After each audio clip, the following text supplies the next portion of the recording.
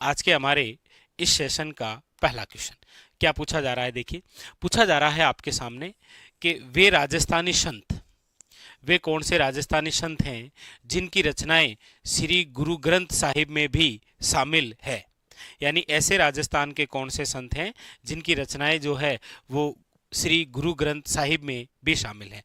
Option आपके सामने हैं, धन्ना भगत जी, देवनारायण जी, दादू दयाल जी और स्वामी स्वरूप दास जी। तो आप कहेंगे सर इसका जो राइट आंसर है वो है आपके संत धन्ना भगत जी। याद रखिएगा, ये जो संत धन्ना भगत जी हैं इनकी जो जन्मस्थली है वो आपके कौन सा स्थान है, तो याद रखिएगा वो है आपके धुवन गांव। और ये जो धुवन गांव है ये आपके कौन से जिले में है, तो याद रखिएगा टोंक जिले के अंदर, टोंक जिले के अंदर। अच्छा, ये जो संत धन्ना जी हैं याद रखिएगा इनको राजस्थान का रामानंद कहा जाता है। क्या कहा जाता है? राजस्थान का रामानंद। वैसे एक क्वेश्चन आपके सामने यहाँ से आता है कि हमारे राजस्थान के ऐसे कौन से संत हैं जो कि रामानंद जी के शिष्य हैं। रामानंद जी के शिष्य कौन कौन हैं? तो आप याद रखिएगा दो नाम पढ़ते हैं, एक तो आप पढ़ते हैं संत धन्ना जी और एक नाम आपके सामने आता है वह है संत पिंपा जी। याद रखिएगा इन दोनों के जो गुरु हैं वो कौन है? रामानंद जी। ठीक है, तो ऑप्शन नंबर हो जाएगा आपके सामने ए इज ए करेक्ट आंसर। ठीक है, अगला क्वेश्चन है आपके सामने। पूछा जा रहा है आपको कि राजस्थान में मत्स्य जो उत्सव है वो किस क्षेत्र में आयोजित किया जाता है। राजस्थान में जो मत्स्य उत्सव है वो किस क्षेत्र में आयोजित किया जाता है। आप सब जानते हैं लगभग एग्जाम के अंदर महोत्सव या उत्सव से रिलेटेड जरूर क्वेश्चन आता है। जैसा कि अभी जो शिक्षक भर्ती के एग्जाम हुए उनके अंदर क्वेश्चन आया था, राजस्थान के कौन से जिले में आभानेरी उत्सव जो है वो आयोजित किया जाता है। तो आप सब जानते हैं आभानेरी कहाँ पर है? दौसा के अंदर। उसी प्रकार यहाँ पर आपके सामने क्वेश्चन है कि मत्स्य उत्सव जो है वो निम्न में से कौन से क्षेत्र में मनाया जाता है। तो आप याद रखिएगा अलवर के अंदर। मत्स्य जो उत्सव है वो कौन से जिले के अंदर है या कौन से क्षेत्र में, यहाँ पूछा गया तो याद रखिएगा अलवर। ठीक है, चलिए आगे इस पेपर के अंदर राजस्थान जीके के जो क्वेश्चन हैं उनके बारे में हम चर्चा करते हैं। ठीक है, लीजिए अगला क्वेश्चन है आपके सामने। पूछा जा रहा है आपसे कि राजस्थान राज्य की पहली मेट्रो लाइन जो 2015 के अंदर जयपुर में शुरू हुई थी उसका नाम क्या था। आप सब जानते हैं क्वेश्चन आता है कि हमारे राजस्थान का एकमात्र मेट्रो शहर किसे कहा जाता है। तो आप सब जानते हैं वो है आपके जयपुर। और जयपुर के अंदर ये जो राज्य की पहलो मेट्रो लाइन शुरू हुई है इसका नाम क्या रखा गया। तो आप सब जानते हैं जयपुर को क्या कहते हैं आप? पिंक सिटी, गुलाबी नगरी कहते हैं। तो इस लाइन का जो नाम रखा गया था वो था आपके पिंक लाइन। ऑप्शन नंबर क्या है? याद रखिएगा A is a correct answer. ठीक है, अगला क्वेश्चन देखते हैं। अगला क्वेश्चन है आपके सामने, वो ये रहा। ये क्वेश्चन भी काफी सारे एग्जामों के अंदर आ रहा है अभी वर्तमान में। क्वेश्चन है आपके सामने कि निम्नलिखित में से कौन सा राजस्थानी लोक नृत्य ऐसा है जिसमें कलाकार अपने सिर पर कई पीतल के घड़े या मिट्टी के मटके संतुलित करते हैं और जिसे पुरुष और महिलाएं दोनों प्रस्तुत करते हैं। यानी कि राजस्थानी लोक नृत्य का ऐसा कौन सा नृत्य है या लोक नाट्य भी आप कह सकते हैं जिसके अंदर महिला और पुरुष दोनों मिलकर, जिसमें महिलाओं द्वारा अपने सिर पर काफी सारे घड़े रखकर संतुलित करते हैं। जैसे आपने नाम सुना होगा एक प्रवीण प्रजापत का, जैसे नाम सुना होगा आपने अस्मिता काड़ा का, जिन्होंने अपने सिर पर 111 मटके रखकर नृत्य किए थे। तो वैसे तो इस नृत्य को आप कहते हैं मटका नृत्य। क्या कहते हैं? मटका नृत्य। और ये जो मटका नृत्य है ये किस नृत्य का नाम है? तो याद रखिएगा वो है भवाई नृत्य। किसका नाम है? याद रखिएगा ऑप्शन नंबर है आपके सामने सी इज करेक्ट आंसर, भवाई। ठीक है, अगला क्वेश्चन देखिए। अगला जो क्वेश्चन है वो आपके सामने ये रहा। यहां पर आपके सामने क्वेश्चन आया है वो आया है तराइन के युद्ध से। देखिए, तराइन के युद्धों की जब भी आप बात करते हैं तो वैसे तो इतिहास में तराइन के 3 युद्ध हुए हैं, लेकिन हमारे एग्जाम की दृष्टि से 2 युद्ध बड़े खास हैं। कौन कौन से देखो, तराइन के युद्ध की चर्चा करते हैं। तराइन युद्ध, तराइन कहां पर है तो आप सब जानते हैं हरियाणा। तराइन कहां पर है? हरियाणा। यहां पर हम जिन युद्धों की चर्चा कर रहे हैं, एक तो तराइन का प्रथम युद्ध और एक तराइन का दूसरा युद्ध। आप सब जानते हैं कि तराइन का जो प्रथम युद्ध है वो लड़ा गया है 1191 के अंदर, और तराइन का जो दूसरा युद्ध है वो लड़ा गया है 1192 के अंदर। चाहे प्रथम हो और चाहे दूसरा हो, ये दोनों जो युद्ध हैं ये किनके मध्य हुए हैं? तो एक तरफ तो आप कहेंगे सर पृथ्वीराज चौहान तृतीय, पृथ्वीराज चौहान तृतीय, और सामने कौन था तो आप कहेंगे सर मोहम्मद गोरी। जो तराइन का प्रथम युद्ध हुआ था उसमें कौन विजय हुए थे? तो याद रखिएगा, तराइन का जो प्रथम युद्ध है वो विजय हुए थे पृथ्वीराज तृतीय, और तराइन का जो दूसरा युद्ध है वो कौन विजय हुए थे? तो याद रखिएगा गोरी। अक्सर क्वेश्चन आते हैं पहला कब हुआ, दूसरा कब हुआ, किन के मध्य हुआ, पहला कौन जीता और दूसरा कौन जीता। यहाँ पर है कि तराइन के प्रथम युद्ध में पृथ्वीराज तृतीय ने किसे पराजित किया था? तो आप कहेंगे सर मोहम्मद गोरी को। ऑप्शन नंबर जो है वो क्या हो जाएगा आपके सामने? वो हो जाएगा B is a correct answer. आगे अगला क्वेश्चन, अगला जो क्वेश्चन है वो आपके सामने ये रहा। लीजिए क्या पूछा जा रहा है, देखिए।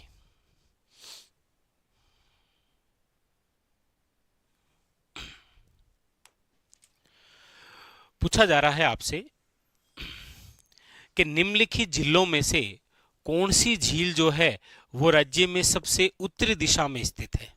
सबसे उत्तरी दिशा में कौन सी है? अब आप कहेंगे सर सबसे पहले ये लीजिए, ये रहा आपके सामने राजस्थान का मैप, ये रही उत्तर दिशा। अब यहां पर आपके सामने 4 जिले ऑप्शन में हैं, देख लीजिए कौन कौन सी। एक तो है आपके सामने राजसमंद झील। आप कहेंगे सर राजसमंद झील जो है वो आपके राजसमंद जिले में है, यहां पर लिख देता हूं राजसमंद, ठीक है, राजसमंद झील। फिर उसके बाद में है सांबर झील।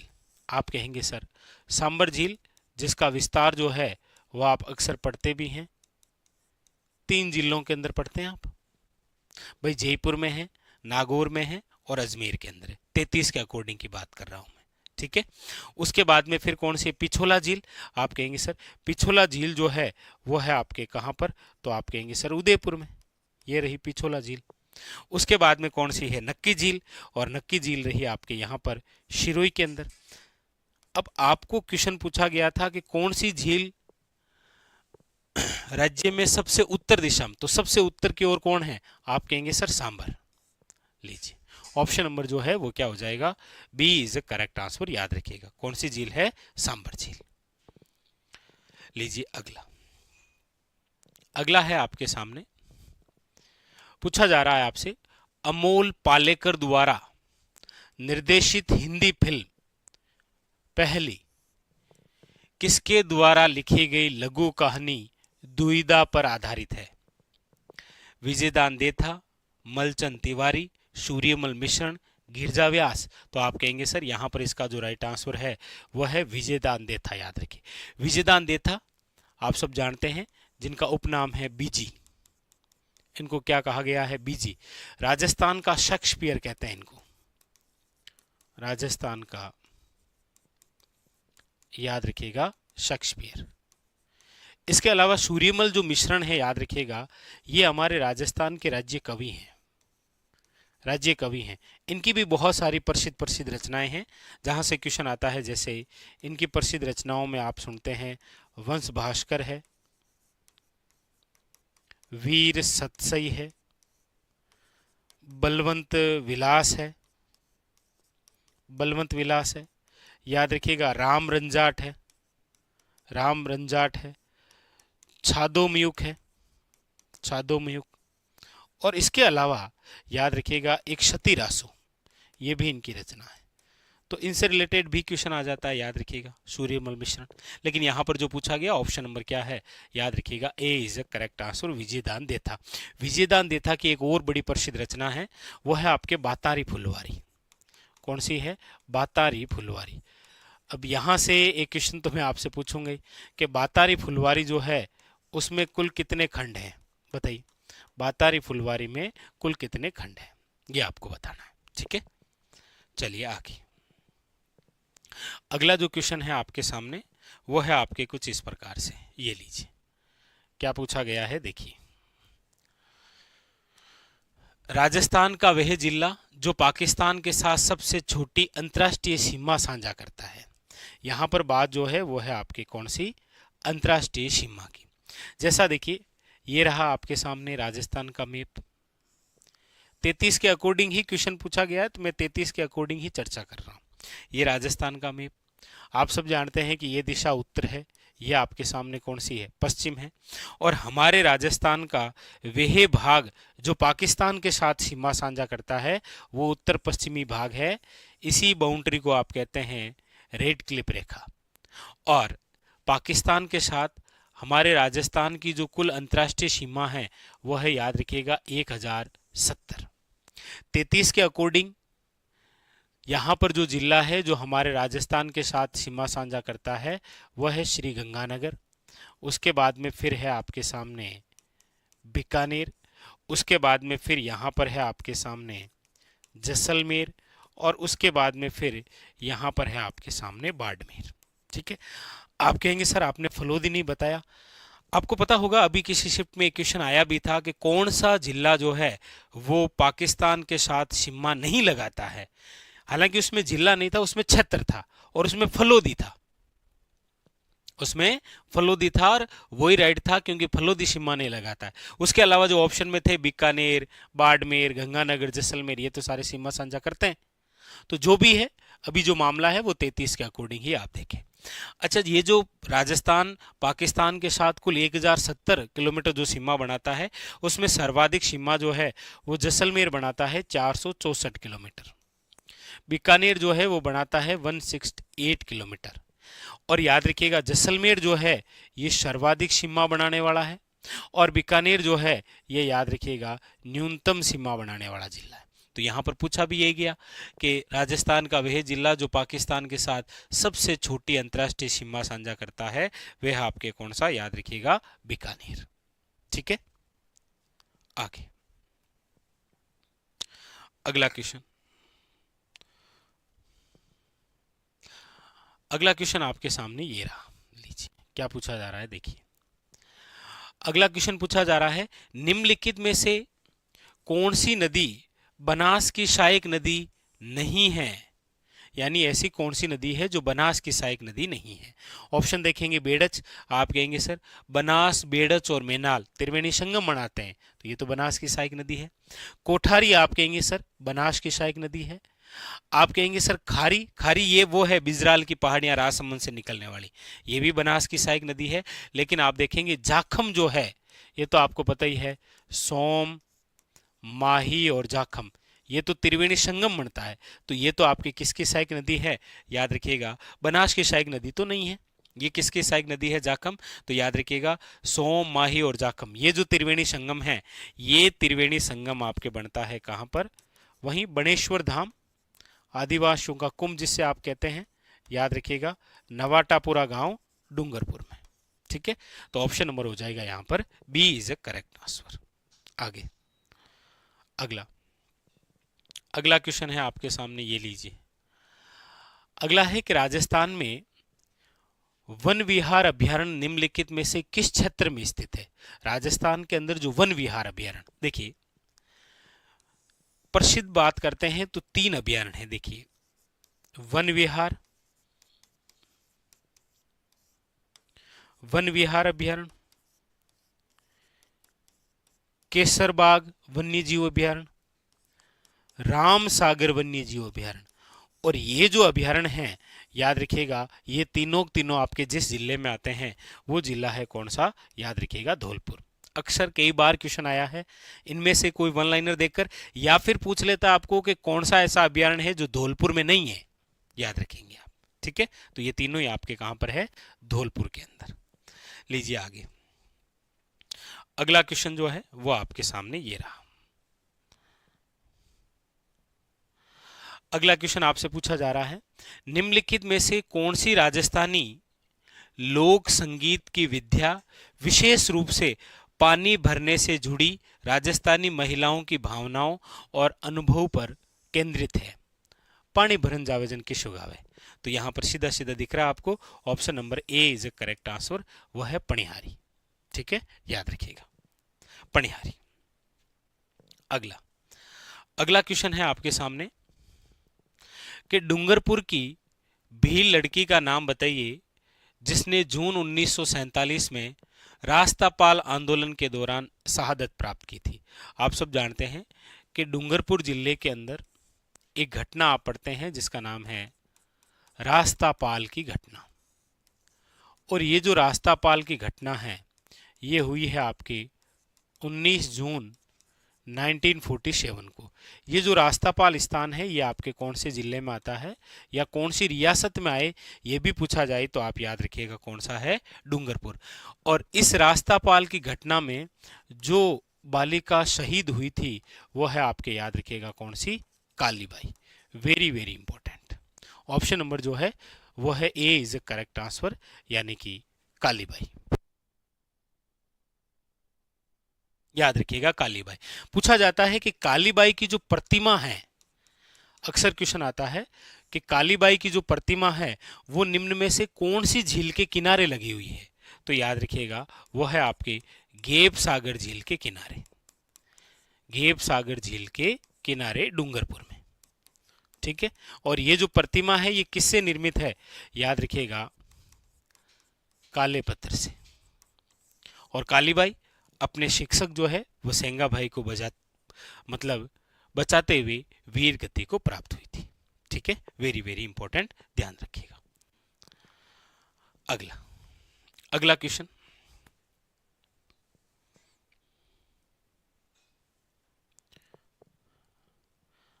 अच्छा ये मृदा संरक्षण का, लीजिए। अगला क्वेश्चन है कि राजस्थान में मृदा अपरदन एक प्रमुख चुनौती है। मृदा अपरदन का मतलब समझे क्या? राजस्थान में मृदा अपरदन का मतलब होता है मिट्टी का स्थानांतरण, जिसे कहा जाता है किसान की रेंगती हुई मृत्यु। किसान की रेंगती हुई मृत्यु, याद रखिएगा, किसान की रेंगती हुई मृत्यु कहा जाता है किसे? मृदा अपरदन। यहां कह रहा है कि मृदा अपरदन एक प्रमुख चुनौती है, बिल्कुल है। मृदा संरक्षण के प्रयास हैं, निम्नलिखित में से किसको छोड़कर अन्य सभी शामिल हैं? यानी एक जो है वो शामिल नहीं है। देखिए, फसल आवर्तन, पट्टीदार खेती, रासायनिक उर्वरकों के उपयोग में बढ़ोतरी, तो इससे मृदा संरक्षण थोड़ी होगा। ऑप्शन नंबर जो है वो हो जाएगा आपके सामने सी। ठीक है, याद रखेंगे आप। आगे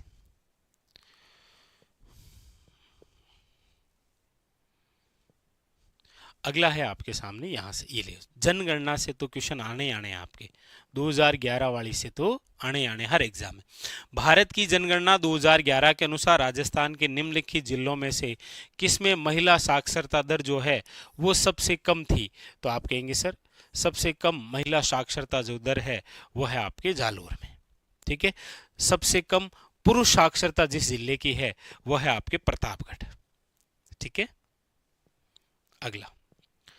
अगला है कि राज्य का जो राज्यपाल है, राज्य के मंत्री परिषद की नियुक्ति किसकी सलाह पर करता है? मुख्यमंत्री की सलाह पर। ठीक है, मुख्यमंत्री की सलाह पर करता है। ठीक है, साइंस आ गई। अच्छा, अगला है आपके सामने कि राजस्थान विधानसभा जून 2025 के अनुसार में कुल कितनी सीटें हैं? अब आप सब जानते हैं राजस्थान विधानसभा, देखिए आपको पूछा जाता है कि राजस्थान में विधानसभा की कुल कितनी सीटें हैं, या राज्यसभा के कुल कितने सदस्य हैं, या फिर लोकसभा की कुल कितनी सीटें हैं, ऐसे क्वेश्चन आते हैं। तो लोकसभा की तो है आपके 25, याद रखिएगा, राज्यसभा है 10 और विधानसभा कितनी है? 200, याद रखिएगा। ठीक है। अगला, ये आपके सामने 2021 के अंदर करंट से संबंधित क्वेश्चन था। वो पूछा गया कि राजस्थानी कविता संग्रह, याद रखिएगा, वेरी वेरी इंपॉर्टेंट, ये काफी सारे फर्स्ट ग्रेड एग्जामों के अंदर भी पूछा गया था कि मुक्ति जो है, जिसने 2021 में साहित्य अकादमी पुरस्कार जीता, किसके द्वारा लिखी गई है? तो याद रखिएगा, मिटेश निर्मोही की रचना है मुगेती, याद रखिएगा, ठीक है, मुगेती।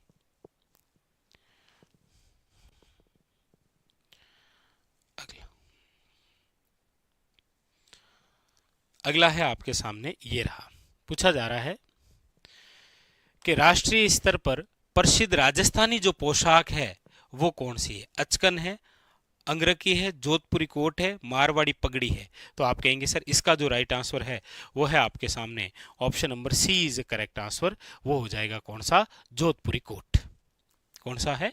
याद रखिएगा, जोधपुरी कोट, ठीक है। अगला, अगला है आपके सामने, ये रहा कि भारत की जनगणना के अनुसार राजस्थान में बाल लिंगानुपात 0 से लेकर 6 वर्ष की आयु का बाल लिंगानुपात या शिशु जो लिंगानुपात है वो कितना है? तो आप कहेंगे सर वो है 888, 888, ठीक है। कि 56 मैदान राजस्थान के निम्नलिखित में से किस बेसिन से संबंधित है? 56 का मैदान, देखिए, एक तो होता है आपके 56 की पहाड़ियां, ये भी क्वेश्चन आया है कई बार।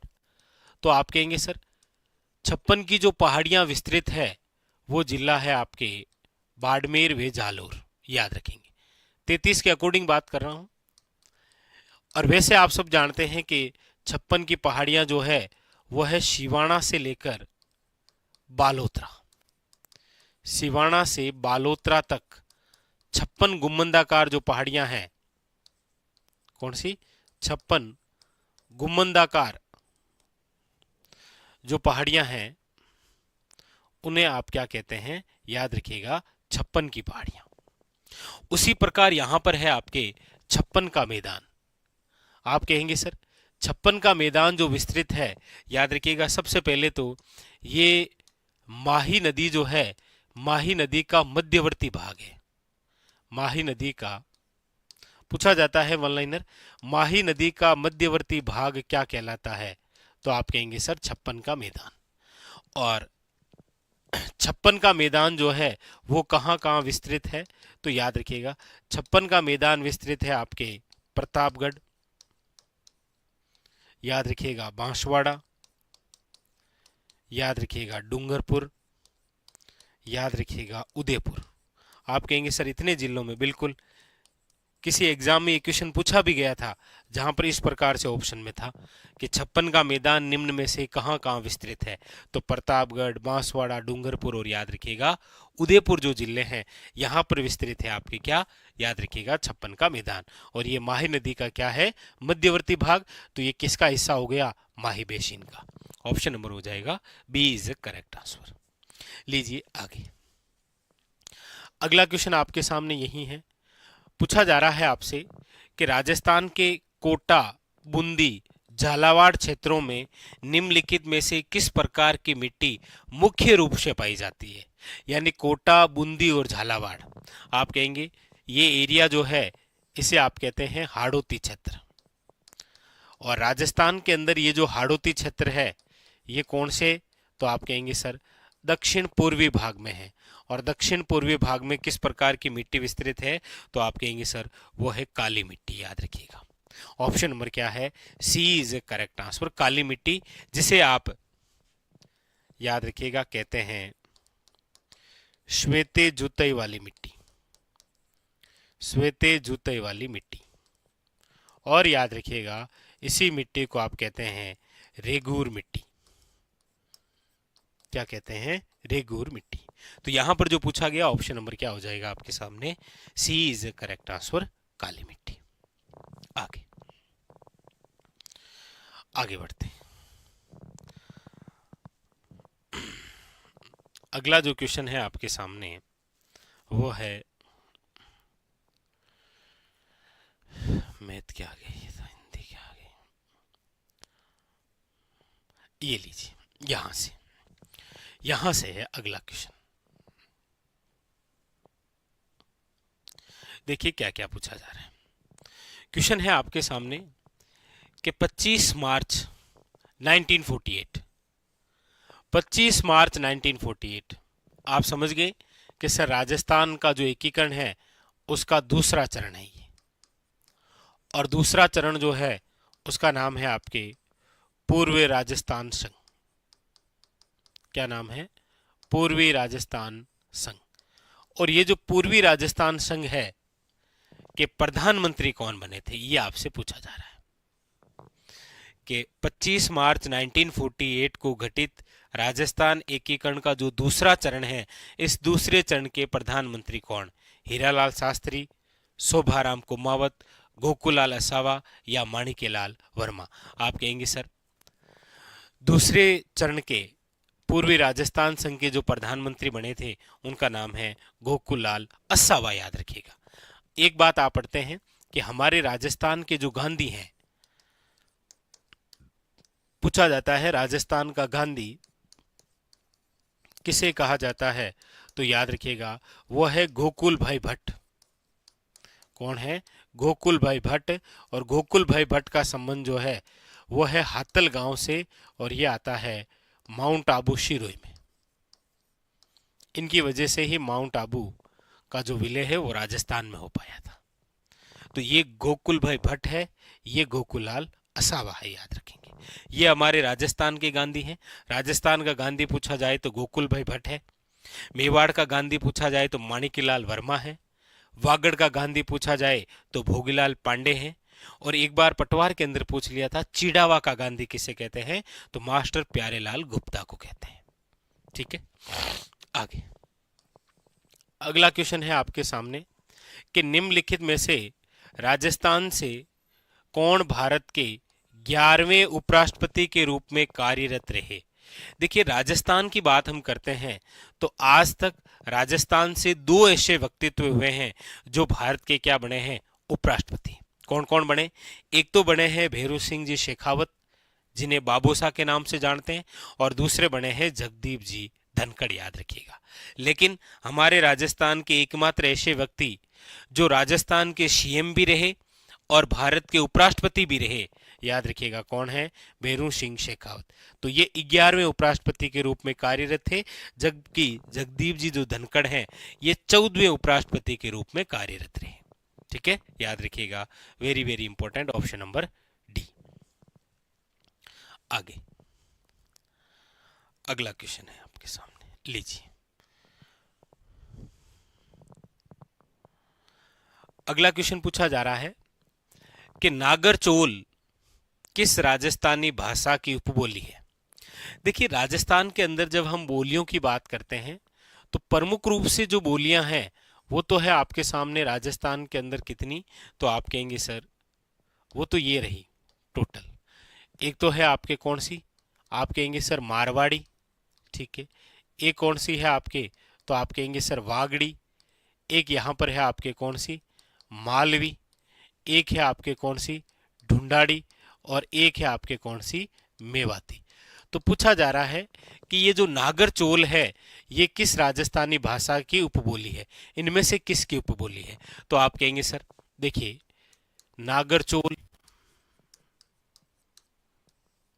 राजावटी, चौरासी, तोरावटी, ये जो सारी आपके सामने, चाहे वो आपके हाड़ोती, ये जो आपके सामने सारी उपबोलियां हैं ये किसकी उपबोलियां हैं, तो याद रखिएगा ढूंढाड़ी की उपबोलियां हैं। चौरासी, नागरचोल, राजावटी, तोरावटी, हाड़ोती, ये सारी जिसकी उपबोलियां हैं वह है ढूंढाड़ी की, याद रखिएगा। किसकी है? ढूंढाड़ी की। तो यहां पर जो पूछा गया ऑप्शन नंबर क्या हो जाएगा, वो हो जाएगा आपके सामने D is a correct answer. आगे अगला क्वेश्चन क्या कह रहा है, अगला क्वेश्चन आपसे पूछा जा रहा है कि मोतीलाल जो मेनेरिया है के अनुसार वह काव्य ग्रंथ जिसमें हमें राजा की महानता, उसकी विजय, उसके युद्ध और उसकी वीरता का वर्णन मिलता है, उसे आप क्या कहते हैं? यानी ऐसा कौन सा काव्य ग्रंथ है जिसमें राजा की महानता भी है, उसके विजयों का उल्लेख भी है, युद्ध भी है, वीरता का वर्णन है? रासो है, वेली है, वचनिका है या जमाल है? तो आप कहेंगे सर इसका जो राइट आंसर है वो है option number A is a correct answer. याद रखिएगा रासो। जैसे आप प्रसिद्ध एक रासो पढ़ते ही हैं, कौन सा? वो है पृथ्वीराज रासो, जहां पर पृथ्वीराज चौहान के बारे में आप उनकी वीरता, आप उनके युद्धों का उल्लेख पढ़ते हैं। पृथ्वीराज रासो, जिसके लेखक कौन है? तो आप कहेंगे सर चंद बरदाई, जिसको पूर्ण किसने किया था? चंद्र बरदाई के पुत्र ने, जिसका नाम था जलहण। याद रखिएगा, वेरी वेरी इंपॉर्टेंट। तो यहां पर जो पूछा गया कि वे कौन सा काव्य ग्रंथ है जिसमें राजा की महानता, विजय, युद्ध और वीरता का वर्णन है, वो है आपके सामने रासो। जैसे एक नाम और भी सुनते हैं आप, ये भी बहुत प्रसिद्ध रहा है, बिसल देव रासो। और ये जो बिसल देव रासो है, याद रखिएगा इस बिसल देव रासो के लेखक कौन है? तो याद रखिएगा नरपति नाले। कौन है? नरपति नाले। एग्जामिनर के अंदर बार बार आया था बिसल देव रासो। 22-23 के एग्जाम के हर एक शिफ्ट में क्वेश्चन था कि बिसल देव रासो किस प्रकार का काव्य है? तो याद रखिएगा प्रेम काव्य। ये किस प्रकार का रस पर आधारित है? तो याद रखिएगा श्रृंगार रस पर आधारित है। अच्छा, बिसल देव रासो के अंदर नायक के रूप में किसे दर्शाया गया है? तो याद रखिएगा विग्रह रहा चतुर्थ, इसे ही कहा गया है बिसल देव। और नायिका के रूप में किसे दर्शाया गया है? तो याद रखिएगा वेरी वेरी इंपॉर्टेंट राजमती। तो बहुत ही इंपॉर्टेंट रहा है बिसल देव रासो। 22-23 के एग्जामों में लगभग हर एक शिफ्ट का क्वेश्चन था, किस प्रकार का काव्य है, किस रस पर आधारित है, कभी पूछता है लेखक कौन है, कभी कह रहा है कौन से नायक और नायिका का उल्लेख मिलता है। ठीक है, तो यहां पर तो आपके सामने जो पूछा गया ऑप्शन नंबर क्या हो जाएगा? ए इज करेक्ट आंसर। याद रखिएगा रासो। आगे अगला है आपके सामने, लीजिए अगले दो क्वेश्चन आपके सामने फिर आ गए हैं।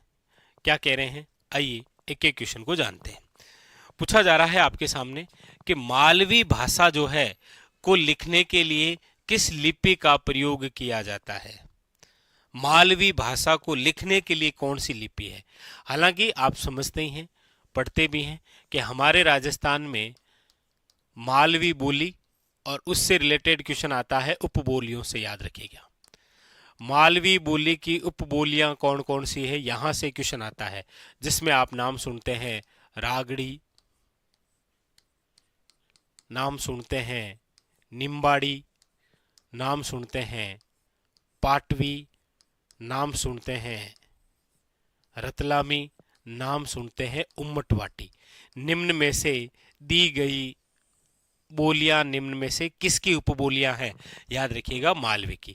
लेकिन यहां पूछा जा रहा है मालवी भाषा को लिखने के लिए किस लिपि का प्रयोग किया जाता है? याद रखिएगा ऑप्शन नंबर बी, देवनागरी लिपि का। अगला क्वेश्चन है आपके सामने, लीजिए अगला पूछा जा रहा है आपसे कि श्रावण माह में तीज के अवसर पर राजस्थानी पुरुष किस प्रकार की पगड़ी पहनते हैं? पगड़ी की बात हो रही है यहां पर। तो आप पढ़ते हैं कि प्रतिष्ठा का सूचक, प्रतिष्ठा का सूचक जिस वेशभूषा को कहा जाता है वो है पगड़ी। याद रखिएगा पगड़ी, जिसे आप अलग अलग भाषा के अंदर कह सकते हैं। जैसे पगड़ी को आप पाग भी कहते हैं, इसे आप पोत्या भी कहते हैं, इसे आप साफा भी कहते हैं, इसे आप फेंटा के नाम से भी जानते हैं। अलग अलग क्षेत्र में अलग अलग नाम से जानते हैं। क्वेश्चन आता है कि पगड़ी के सजाने के आभूषण कौन कौन से हैं? ये भी क्वेश्चन आ रखा है। तो याद रखिएगा पगड़ी के जो आभूषण हैं उसमें देखिए सिरपेच है, मोड़ है, तूरा है, कलंगी है। ये सारे सारे जो हैं ये आपके क्या हैं? तो याद रखिएगा पगड़ी सजाने के आभूषण हैं। पूछा जा रहा है कि निम्न में से श्रावण माह में तीज के अवसर पर राजस्थानी पुरुष किस प्रकार की पगड़ी पहनते हैं? तो लहरिया, याद रखिएगा। मोटड़ा जो है ये विवाह के अवसर पर पहना जाने वाला साफा है, याद रखिएगा, ये पहना जाता है विवाह के अवसर पर। और याद रखिएगा, पूछा जाए दशहरे के अवसर पर निम्न में से किस प्रकार की पगड़ी पहनी जाती है? तो याद रखिएगा मदिल। ऐसे भी क्वेश्चन बन सकता है कि दशहरे के अवसर पर निम्न में से किस प्रकार की पगड़ी पहनी जाती है, याद रखिएगा। ठीक है, आगे अगला क्वेश्चन है आपके सामने, लीजिए। क्या पूछा जा रहा है? पूछा जा रहा है कि नीचे सूचीबद्ध नामों में से कौन सा आभूषण राजस्थानी महिलाओं द्वारा गले में पहना जाता है? गले में पहना जाने वाला आभूषण जो है वो कौन सा है? तिमणियां है, कर्णफूल है, नोगरी है या राखड़ी है?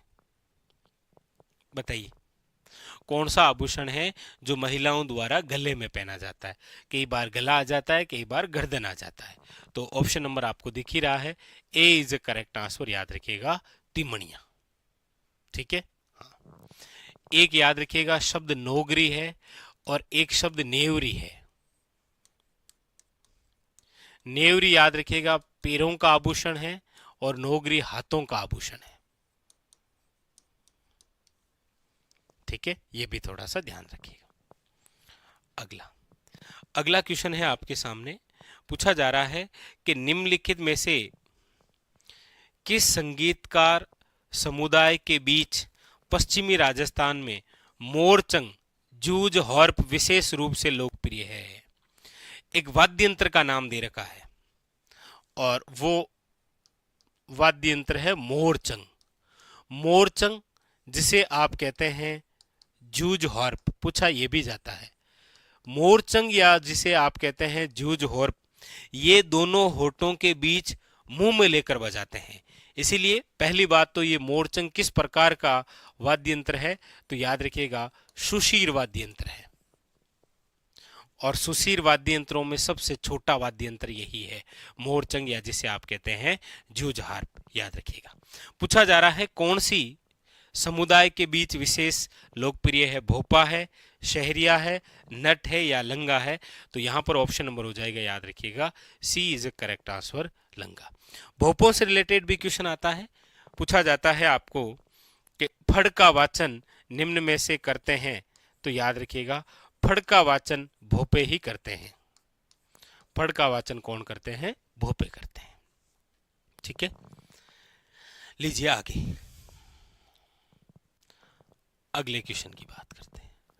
अगला क्वेश्चन है आपके सामने, वीर तेजाजी का मुख्य मंदिर राजस्थान में निम्नलिखित में से किस स्थान पर स्थित है? वीर तेजाजी, बताइए। देखिए, वीर जो तेजाजी महाराज हैं और वीर तेजाजी जो हैं, इससे संबंधित जो जो महत्वपूर्ण स्थल हैं उनके बारे में चर्चा कर देता हूं। देखिए, सबसे पहले तो वीर तेजाजी की जो जन्मस्थली है वो कौन सी है? तो आप कहेंगे सर वीर तेजाजी की जो जन्मस्थली है वो है आपके, याद रखिएगा, खरनाल गांव। और आप सब जानते हैं कि खरनाल कहां पर है, याद रखिएगा, नागौर में। दूसरा बिंदु है इनसे रिलेटेड, वो है कि वीर तेजाजी की जो कर्मस्थली है वो कहां पर है?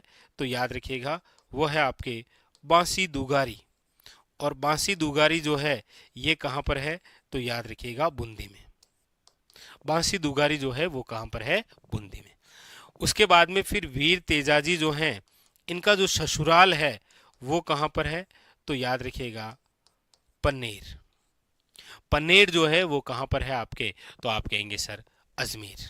ये लो, ससुराल है पन्नेर, पन्नेर है आपके कहां पर? अजमेर में। अगली बात, ये जो वीर तेजाजी हैं, इनको वासक नामक जो नाग था उन्होंने कहां पर डसा था? तो वैसे तो शरीर के जिस अंग पर डसा था वो थी जीवा, जीभ पर, लेकिन वो स्थान कौन सा था? तो याद रखिएगा वो था आपके सेंद्रिया। स्थान कौन सा था? सेंद्रिया। लेकिन पूछा जाए कि तेजाजी की मृत्यु जो स्थली है वो कौन सी है, तो याद रखिएगा वो है सुरसुरा। कौन सी है? सुरसुरा, अजमेर। और उसके बाद में वीर तेजाजी का जो पशु मेला है वो निम्न में से कहां पर भरता है, तो याद रखिएगा वो भरता है परबतसर। तो वीर तेजाजी से संबंधित ये 6 स्थल तो बड़े महत्वपूर्ण हैं, कई बार एग्जाम के अंदर आए हैं। और आप सब जानते ही हैं मारवाड़ क्षेत्र के सबसे लोकप्रिय देवता है, मारवाड़ क्षेत्र के लोकप्रिय देवता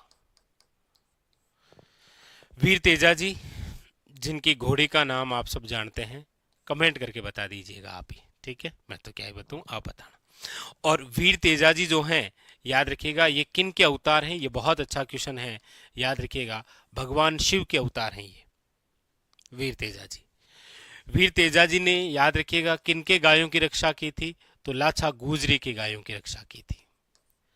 आज वीर तेजाजी को हम याद रखिएगा गोरक्षक के रूप में, इनको नाग देवता के रूप में, और बड़ी महत्वपूर्ण बात कालिया बालिया के देवता के रूप में भी पूछते हैं, कालिया बालिया का देवता,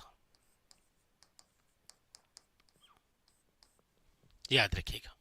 तो इनके ये जन्म स्थली, क्रम स्थली, ससुराल, मृत्यु स्थली, पशु मेला और वासक नामक नाग द्वारा कौन से स्थान पर डसा गया था, ये और ये कुछ विशेष बातें जो इनसे रिलेटेड आती है।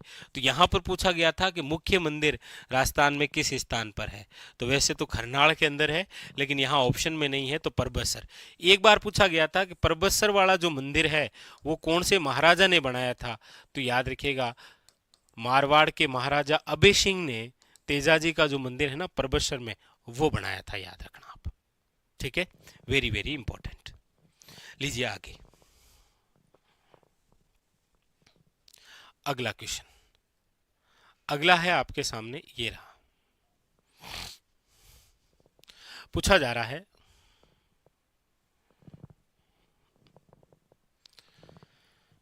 लीजिए कि राजस्थान के निम्नलिखित में से किस क्षेत्र में रणकपुर जमई बांध महोत्सव 2025 मनाया गया। अब मेरे हिसाब से ये बताने की आवश्यकता नहीं है। देखिए जैसे पूछा गया था कि आभानेरी उत्सव जो है वो कौन से जिले में मनाया गया, तो आभानेरी आप सब जानते हैं कहाँ पर है, दौसा में। जैसे एग्जाम ने पूछा था एग्जामिनर द्वारा कि मत्स्य उत्सव निम्न में से कौन से जिले में था, तो अलवर के अंदर। यहाँ पर पूछ रहा है रणकपुर जमई बांध, आप सब जानते हैं कहाँ पर है ये, तो आप कहेंगे ऑप्शन नंबर डी, पाली के अंदर है ये, ठीक है। अगली बात, अब देखिए अगली बात है आपके सामने कि राजस्थान में जलोढ़ मिट्टी के बारे में निम्नलिखित में से कौन सा कथन जो है वो सही है। जलोढ़ मिट्टी के बारे में कौन सा कथन जो है वो सही दे रखा है, यहां पर ध्यान दीजिए, सही है ना, वो ही पूछा है। ये कम उपजाऊ है, आप कहेंगे नहीं सर, जलोढ़ मिट्टी तो राजस्थान में सर्वाधिक उपजाऊ मिट्टी है, लेकिन ये कह रहा है कम है, तो ये तो गलत दे रखा है। ये मिट्टी गेहूं, कपास, सरसों और तंबाकू के लिए उपयुक्त नहीं है। क्यों नहीं है? पूर्वी मैदान में है और उपयुक्त है, ये गलत दे रखा है। ये कैल्शियम, फास्फोरस, पोटास, लोहे तत्वों से भरपूर है, इसमें नाइट्रोजन की कमी होती है। आप कहेंगे बिल्कुल सर, बात सही है, N2 की तो कमी ही है, चाहे जलोढ़ हो और चाहे आपके कौन सी हो, काली हो। इसे रेगूर मिट्टी के नाम से जानते हैं, रेगूर मिट्टी के नाम से काली मिट्टी को जानते हैं। जलोढ़ मिट्टी को आप कछारी मिट्टी कहते हैं, इसे आप दोमट मिट्टी कहते हैं, इसे डेल्टाई मिट्टी कहते हैं, इसे आप बाढ़ वाली मिट्टी कह सकते हैं। तो ये भी क्या है, गलत। तो सही पूछा गया था, सही केवल एक ही है, ऑप्शन नंबर सी, ठीक है। अगला, अगला है आपके सामने कि राजस्थान की जलवायु को निम्नलिखित में से कौन सा कारक प्रभावित नहीं करता है, यानी राजस्थान की जो जलवायु है उसको प्रभावित करने वाला कारक नहीं है। देखिए समुद्र से दूरी और समुद्री तल से ऊंचाई, ये दोनों ही प्रभावित करते हैं। अक्षांशीय स्थिति याद रखिएगा राजस्थान की जलवायु को प्रभावित करता है, देशांतरी स्थिति प्रभावित नहीं करता है। पवन की दिशा बिल्कुल राजस्थान की जलवायु को प्रभावित करता है, लेकिन राज्य में बोली जाने वाली बोलियां जलवायु को प्रभावित नहीं करती है। ऑप्शन नंबर यहां पर क्या है, याद रखिएगा, डी इज करेक्ट। अगला क्वेश्चन आपके सामने पूछा जा रहा है, राजस्थान में 2024 में मानसून सीजन जून से लेकर सितंबर होता है के दौरान किस महीने में दीर्घावधि औसत वर्षा का सबसे कम प्रतिशत दर्ज किया जाता है। यानी कि मानसून वर्षा ऋतु आप जानते हैं जून, जुलाई, अगस्त और सितंबर माह में रहती है, लेकिन इनमें से कौन सा ऐसा महीना है जिसके अंदर औसत वर्षा जो होती है उससे भी कम प्रतिशत दर्ज की जाती है। तो आप कहेंगे सर वह है जून माह, क्योंकि 15 जून के आसपास हमारे राजस्थान में क्या है, मानसून का आगमन होता है। और सबसे पहले मानसून आप जानते हैं कौन सा आता है, अरब सागरीय मानसून। अगला है, निम्नलिखित में से कौन सा वन्यजीव अभयारण्य राजस्थान के 12 क्षेत्र में स्थित है, 12 वाला कौन सा है। देखिए, रामसागर वन्यजीव अभयारण्य है आपके धौलपुर में। कहां पर है, धौलपुर के अंदर। सरिस्का वन्यजीव अभयारण्य जो है वो आपके कहां पर है, अलवर के अंदर। वन विहार जो है ये भी आपके कहां पर है, धौलपुर के अंदर। और शेरगढ़ वन्यजीव अभयारण्य जो है वो आपके कहां पर है, याद रखिएगा 12 में। तो ऑप्शन नंबर क्या हो जाएगा, डी।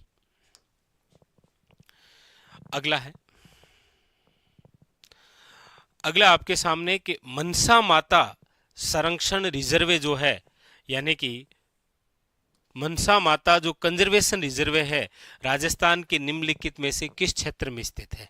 तो आप कहेंगे सर मनसा माता कंजर्वेशन जो रिजर्वे है वो है आपके, याद रखिएगा, झुंझुनू में।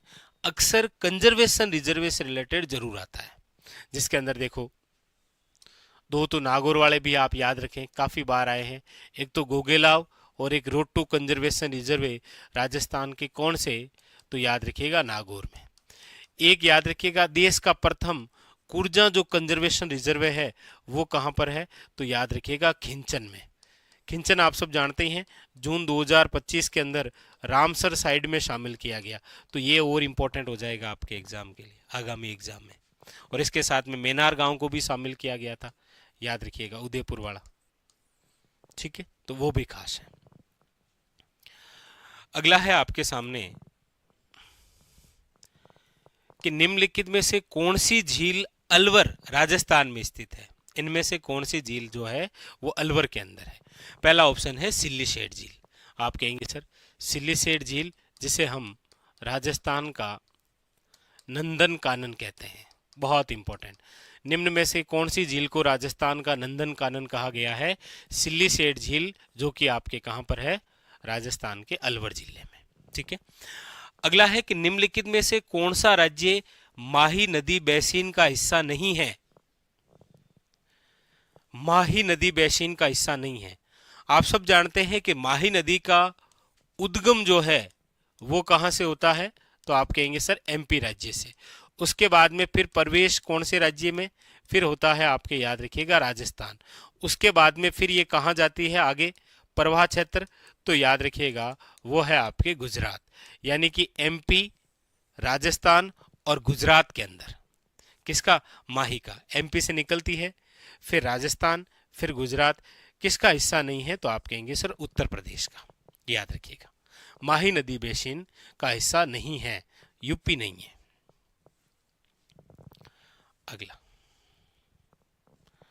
अगला क्वेश्चन है, देखिए बहुत अच्छा बेहतरीन सा क्वेश्चन आपके सामने कि भारत की जनगणना 2011 के अनुसार राजस्थान की जो कुल जनसंख्या है भारत की कुल जनसंख्या का कितने प्रतिशत है।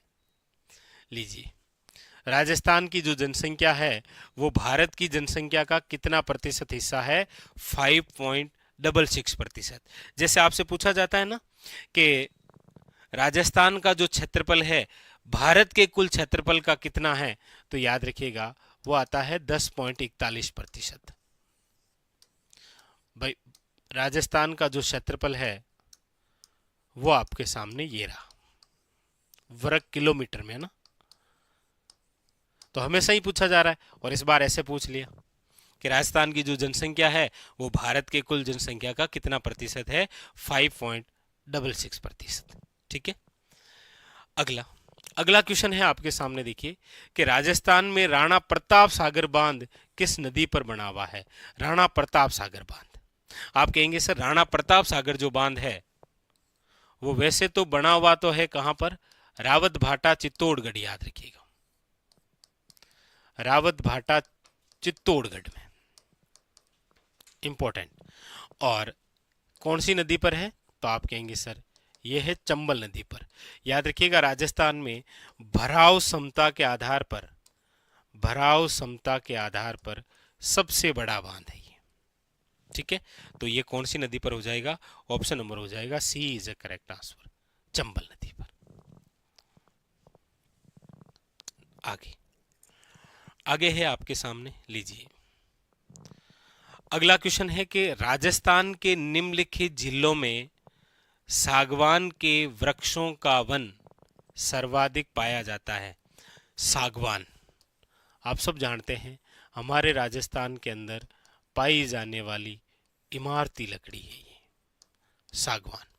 और सागवान के वन जो हैं वो राजस्थान के अंदर आपको मिलेंगे, खासकर दक्षिण और दक्षिण पूर्वी के अंदर भी, ठीक है।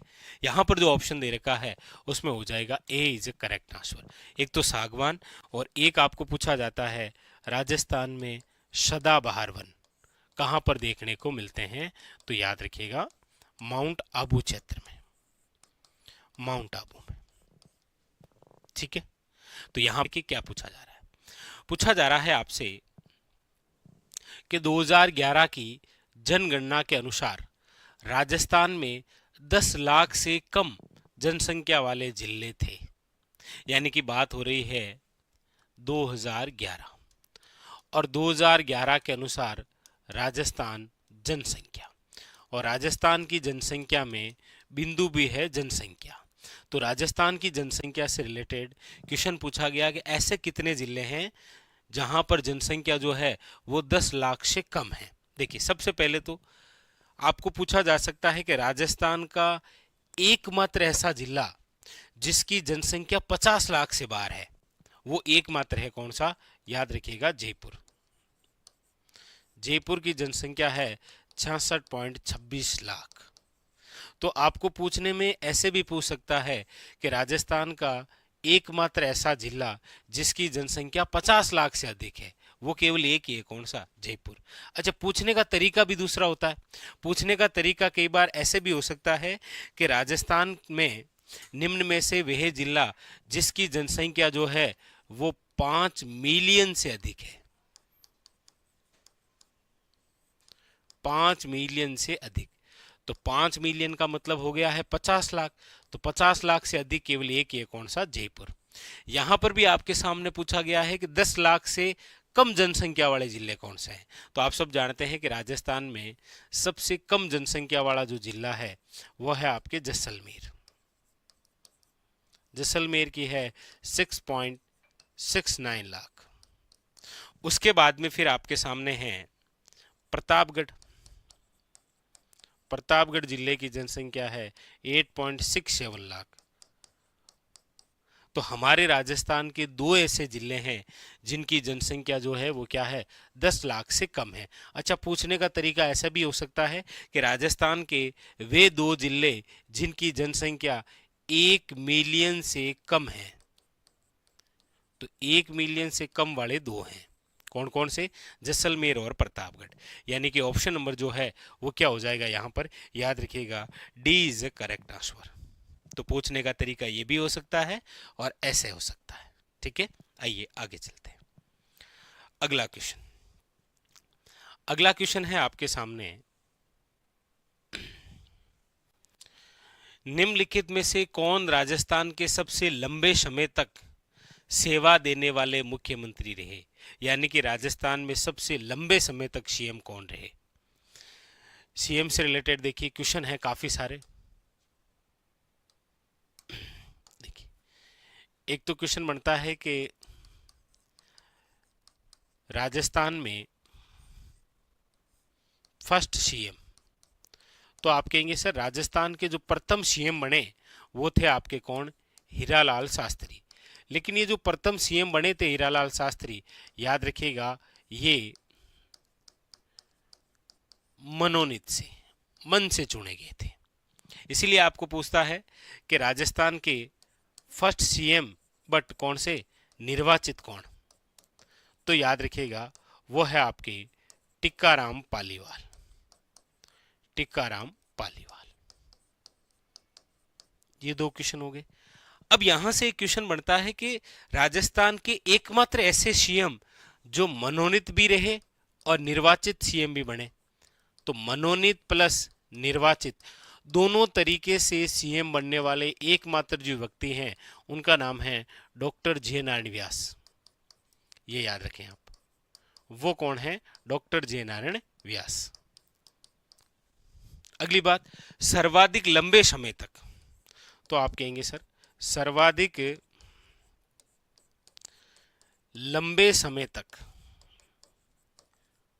सर्वाधिक लंबे समय तक सीएम, यानी कि लगभग 17 वर्षों तक सीएम रहे और वह व्यक्ति कौन है, तो आप कहेंगे सर मोहनलाल सुखाड़िया। कौन है, मोहनलाल सुखाड़िया।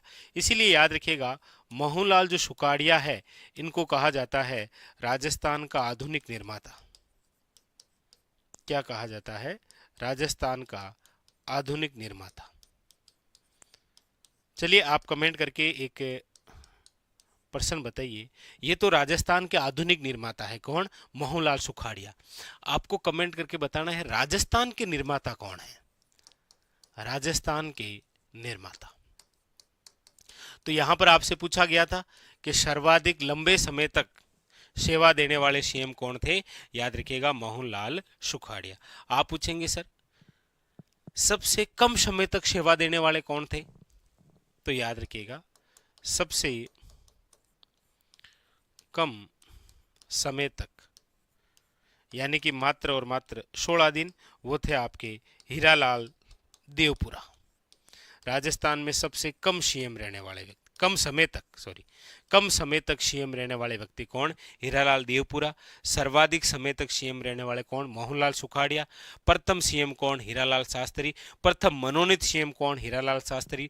प्रथम निर्वाचित सीएम कौन, टिक्काराम पालीवाल। और याद रखिएगा यही टिक्काराम पालीवाल हमारे राजस्थान के फर्स्ट डिप्टी सीएम, उप मुख्यमंत्री भी यही बने थे। कौन, टिक्काराम पालीवाल, याद रखिएगा। और हमारे राजस्थान के एकमात्र ऐसे सीएम जो भारत के उपराष्ट्रपति भी बने, भैरू सिंह शेखावत, जिनको बाबूशाह के नाम से जानते हैं, याद रखेंगे। ठीक है, तो यहां पर जो पूछा गया ऑप्शन नंबर क्या हो जाएगा, D is the correct answer. सारी बातें क्लियर, आइए आगे बढ़ते हैं। अगला क्वेश्चन, अगले क्वेश्चन के बारे में देखिए। अगला क्वेश्चन है आपके सामने, ये रहा। क्या पूछा जा रहा है देखिएगा। पूछा जा रहा है आपसे कि राजस्थान में कर्क रेखा राज्य के दक्षिणी सिरे से निम्नलिखित में से किस जगह के निकट से गुजरती है। यानी कि बात हो रही है कौन सी, कर्क रेखा को लेकर। देखिए कर्क रेखा का दूसरा नाम क्या है, तो आप कहेंगे सर 23 डिग्री 30 मिनट उत्तरी अक्षांश।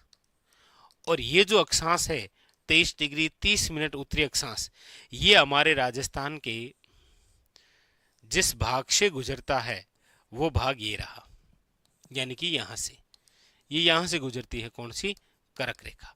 कर्क रेखा याद रखिएगा, पूछा जाए राजस्थान में कौन से भाग से, तो याद रखिएगा दक्षिणी राजस्थान से गुजरती है। अच्छा कितने जिलों से गुजरती है, तो याद रखिएगा 2 जिले हैं। 2 जिले कौन कौन से हैं, तो याद रखिएगा एक तो बांसवाड़ा है और एक आपके कौन सा है, डूंगरपुर है। एक बांसवाड़ा है और एक कौन सा है, डूंगरपुर है, याद रखिएगा। वेरी वेरी इंपॉर्टेंट क्वेश्चन है। कर्क रेखा को 2 बार, कर्क रेखा को 2 बार पार करने वाली नदी, पार करने वाली नदी कौन सी है, तो याद रखिएगा माही। कौन सी नदी है, तो याद रखिएगा माही नदी। ठीक है, चलिए तो यहां पर जो पूछा गया था कौन सा ऑप्शन हो जाएगा, ऑप्शन नंबर हो जाएगा D is correct answer, Banswara. ठीक है, और बांसवाड़ा के भी याद रखिएगा, बांसवाड़ा के मध्य भाग से पूछा जाए निम्न में से वह अक्षांश जो बांसवाड़ा का विभाजन करता है, याद रखिएगा इंपॉर्टेंट, कर्क रेखा। और डूंगरपुर के तो दक्षिणी भाग से गुजरती है, चिखली गांव है वहां से। ठीक है, ऑप्शन नंबर डी। अगला अगला है आपके सामने, लीजिए। पूछा जा रहा है, वर्ष 1911 में राजस्थान में गोगा जी के मंदिर का पुनर्निर्माण। देखिए, गोगा जी का मंदिर हो, चाहे आपके रामदेव जी का मंदिर हो, हाँ, और चाहे आपके करणी माता का मंदिर हो, ये जो जितने भी मंदिर हैं, इनका जो पुनर्निर्माण है वो कराने वाले एक ही शासक है, वो है आपके महाराजा गंगा सिंह। ठीक है, याद रखिएगा। यहां पर बात हो रही है किसको लेकर? गोगा जी के मंदिर। सबसे पहले तो देखिए, गोगा जी के जो मंदिर हैं, गोगा जी के मंदिर कहलाते हैं मेड़ी। क्या कहलाते हैं? मेड़ी। इसीलिए आपको पढ़ने में मिलता है कि एक तो आप बताइए शीर्ष मेड़ी कहां पर है, मतलब जहां पर गोगा जी का शीश गिरा था। एक आप बताइए गोगा जी की धुर मेड़ी कहां पर है, क्योंकि जहां पर गोगा जी की धड़ गिरी थी। और एक पूछा जाता है गोगा जी की लघु मेड़ी कहां पर है, जहां पर ये अर्जन और सर्जन का पीछा करते हुए कुछ दिनों के लिए ठहरे थे। तो शीर्ष मेड़ी तो है, याद रखिएगा, ददरेवा, ददरेवा चूरू। धुर मेड़ी जो है वो है आपके गोगा मेड़ी, याद रखिएगा, हनुमानगढ़, गोगा मेड़ी हनुमानगढ़। और ये जो लघु मेड़ी है ये है आपके खिलोरियों की ढाणी,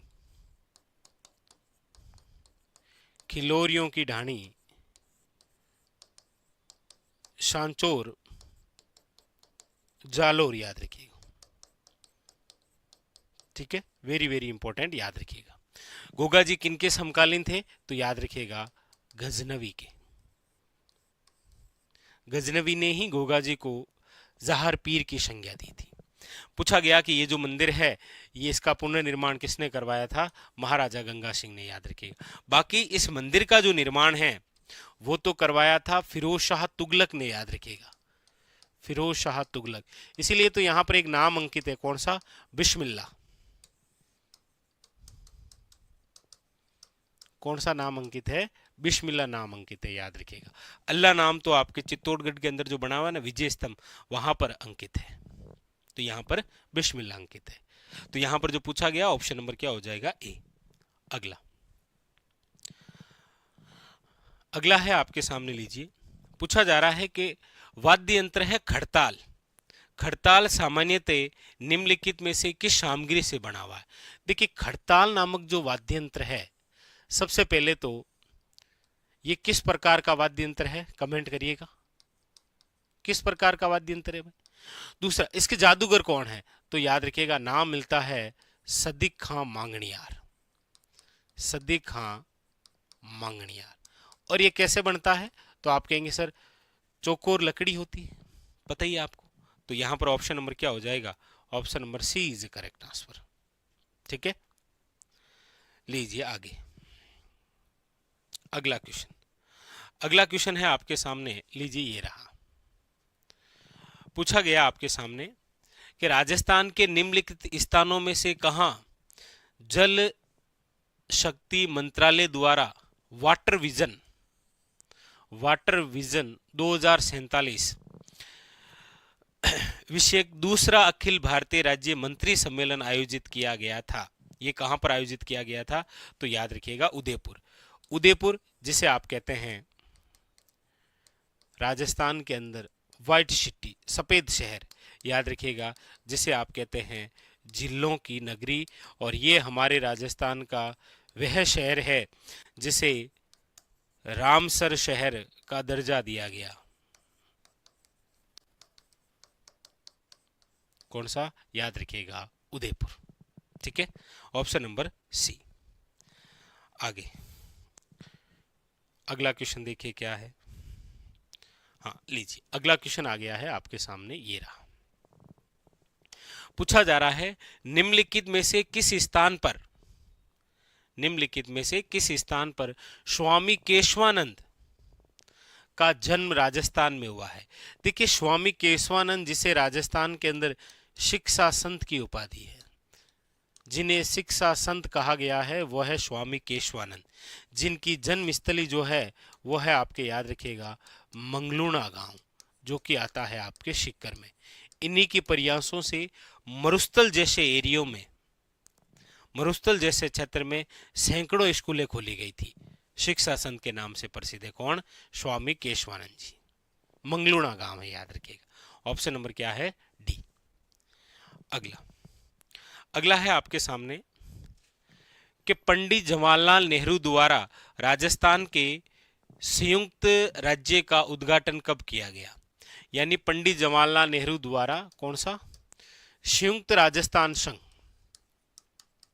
संयुक्त राजस्थान संघ का मतलब आप समझ ही गए हैं, ये तीसरा चरण है। कौन सा? तीसरा चरण।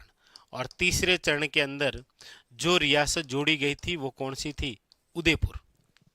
तो पंडित जवाहरलाल नेहरू द्वारा राजस्थान के संयुक्त राज्य का उद्घाटन कब किया गया था? तो आप कहेंगे सर वह है आपके 18 अप्रैल 1948। ऑप्शन नंबर जो है वो क्या हो जाएगा? डी। आगे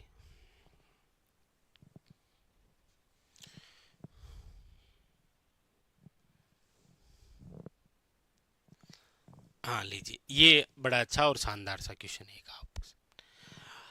क्वेश्चन पूछा गया आपके सामने कि सिरोही में दिलवाड़ा जो जैन मंदिर है वो किस पत्थर से तराशे गए हैं? देखिए काफी सारे क्वेश्चन बनते हैं, यहां से आप ध्यान दें। पहला क्वेश्चन तो बनता है कि ये जो दिलवाड़ा जैन मंदिर है ये निम्न में से कहां पर है? तो आप कहेंगे सर ये है आपके माउंट आबू में। ये लो, ठीक है।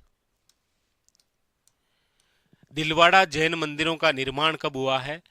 दूसरा क्वेश्चन तो 11 से 13वीं शताब्दी। ये लो दूसरा क्वेश्चन। तीसरा हो गया दिलवाड़ा जैन मंदिर कितने मंदिरों का समूह है? तो याद रखिएगा 5 मंदिरों का। ये क्वेश्चन पूछा गया। दिलवाड़ा जैन मंदिर कितने मंदिरों का समूह है? 5 मंदिरों का। 5 मंदिर कौन कौन से हैं? तो देखिए विमल शाही जैन मंदिर, ठीक है। लूणव शाही जैन मंदिर, पितलहर जैन मंदिर, पार्श्वनाथ जैन मंदिर और महावीर स्वामी जैन मंदिर। ये 5 जैन मंदिर हैं। और इनको किस पत्थरों से तराशा गया है? तो याद रखिएगा सफेद संगमरमर। ऑप्शन नंबर जो है वो क्या है? याद रखिएगा बी इज करेक्ट आंसर, ठीक है। आगे अगला क्वेश्चन, अगला क्या कह रहा है देखिए, लीजिए बहुत अच्छा क्वेश्चन गुरु शिखर से रिलेटेड। क्या पूछा है देखिए, पूछा गया है कि गुरु शिखर की जो चोटी है उसके संदर्भ में निम्नलिखित में से कौन सा कथन सही नहीं है? बस प्रश्न ध्यान से पढ़े, है या नहीं है, क्या पूछा है। जैसे यहां पूछा है गुरु शिखर की चोटी के संबंध में, तो ये अरावली पर्वतमाला की सबसे ऊंची चोटी है। आप कहेंगे ये कथन सही है कि ये अरावली पर्वतमाला की क्या है? सबसे ऊंची चोटी है। ये सतपुड़ा पर्वतमाला की सबसे ऊंची चोटी से भी ऊंची है, बिल्कुल ऊंची है। ये सिरोही क्षेत्र में स्थित है, बिल्कुल है। और समुद्री तल से गुरु शिखर की जो ऊंचाई है वो 1722 मीटर है। आप कहेंगे सर यहाँ पर दे रखा है 2722, जबकि कितनी है? तो आप कहेंगे सर 1722 मीटर या फिर 1727 मीटर जिसे आप पढ़ते हैं, ठीक है। तो यहाँ पर जो कथन है वो कौन सा सही नहीं है? तो डी जो है वो गलत है। यहाँ पर 1727 है, ना कि 2722 है। आगे अगला क्वेश्चन, अगला है आपके सामने, लीजिए।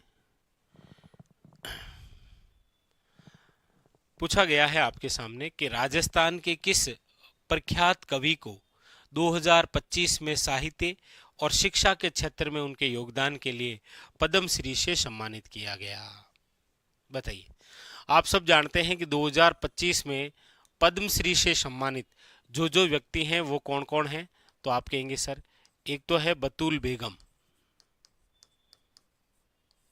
एक है बैजनाथ महाराज, एक है आपके शिन काफ निजाम बतूल बेगम जयपुर, बैजनाथ महाराज लक्ष्मणगढ़ सीकर, सिनकाफ निजाम जोधपुर। तो कई बार तो क्या है कि क्वेश्चन इस प्रकार से आपके सामने आ जाता है कि निम्न में से वह व्यक्ति जिनको 2025 का जो है वो पद्मश्री नहीं दिया गया था। तो आपके सामने ये क्वेश्चन जो है ये इस प्रकार से भी बन सकता है, ध्यान रखें आप कि निम्न में से कौन से व्यक्ति को नहीं दिया गया था। और यहाँ पर ऑप्शन में बतुल बेगम, बैजनाथ महाराज और शिनकाप निजाम, और साथ में एक नाम और आ जाएगा, वह है जानकी लाल भांड। क्योंकि आप सब जानते हैं जानकी लाल जो भांड है उनको 2024 का पद्मश्री दिया गया था, और उनका संबंध किस कला से है, तो आप कहेंगे सर उनका संबंध है बहरूपिया कला से, याद रखिएगा, ठीक है। और यहाँ पूछा गया साहित्य और शिक्षा के क्षेत्र के योगदान के लिए, तो वह है सिनकाफ निजाम। ऑप्शन नंबर जो है वो क्या है, ए इज करेक्ट। बतुल बेगम जो है याद रखिएगा मांड गायिका है, मांड गायिका। तो क्वेश्चन पूछने के तरीके ऐसे भी हो सकते हैं। आगे अगला क्वेश्चन देखिए, अगला है आपके सामने,